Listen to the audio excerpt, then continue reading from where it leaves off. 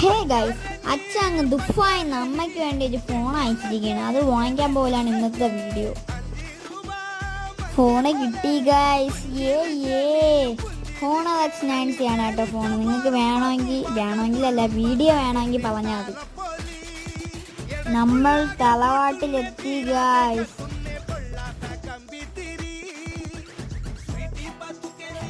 ലാപ്ടോപ്പിലൊക്കെ എൻ്റെ ചാനലിൻ്റെ പേരടിച്ച് വെച്ചേക്കുന്നു.